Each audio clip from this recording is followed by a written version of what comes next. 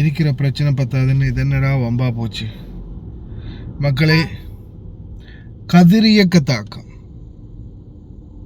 எல்லாம் முடிஞ்சு கடைசியில் நியூக்ளியர் கதிர் இயக்க தாக்கம், அணு உலை தாக்கம் ஏற்பட்டிருக்குது தற்போது ஈராக் நாட்டில், பாக்தாத்தில்.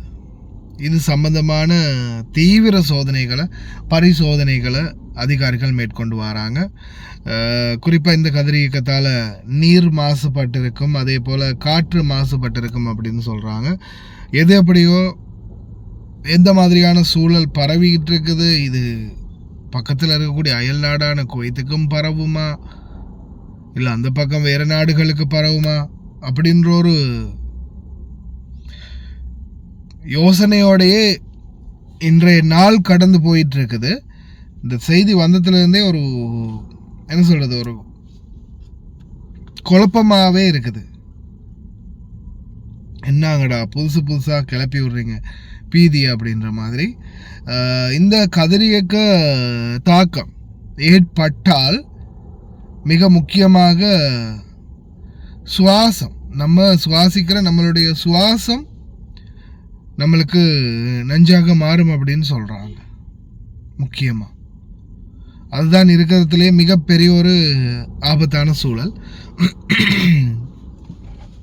அதுலேயும் குறிப்பாக சாதாரணமாக நம்ம இப்போதைய நம்மளுடைய வாழ்க்கை நடைமுறையில் நம்ம இப்போதைக்கு சாதாரணமாக ரோட்டில் நடந்து திடுறோம், சாப்பிட்றோம், வெளியில் நிற்கிறோம், சிகரெட் பிடிக்கிறோம், கதைக்கிறோம், பேசுகிறோம், நண்பர்களோடு நிற்கிறோம், அந்த எந்த ஒரு சூழலுமே வராது.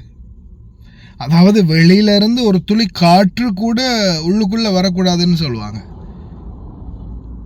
ஆல்ரெடியே அந்த புஷாய் ஹரைனி எங்கிறது குவைத்தில் இருக்கக்கூடிய அந்த கடலுக்கு நேராக ஆப்போசைட்டில் பார்த்தீங்கன்னா ஈரானுடைய புஷேகரில் வந்து இந்த இது இருக்குது, அணு உலை.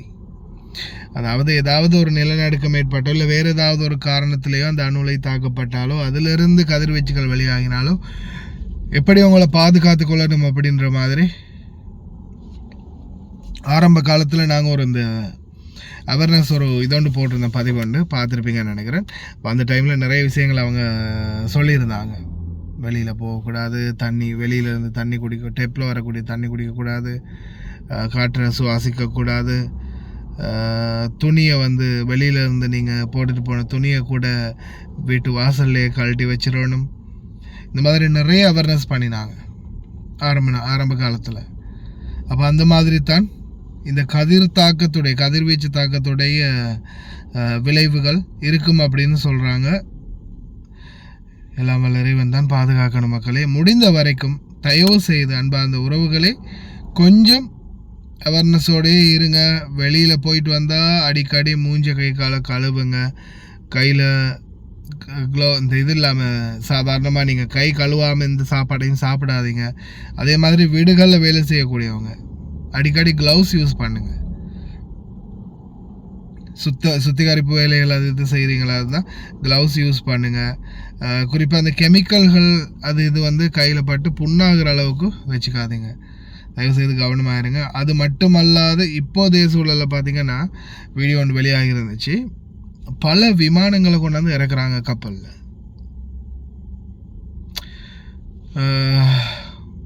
அமெரிக்கா என்ன செய்ய போகிறான்னு தெரியுதில்ல, வச்சு விளையாட்டு காட்டுறானுங்க. இடையில் இருக்கக்கூடிய அப்பாவி மக்கள் நம்ம தான் பதற்றத்திலேயே இருக்கிறோம். வீடியோ காட்சி இருக்குது பாருங்கள்.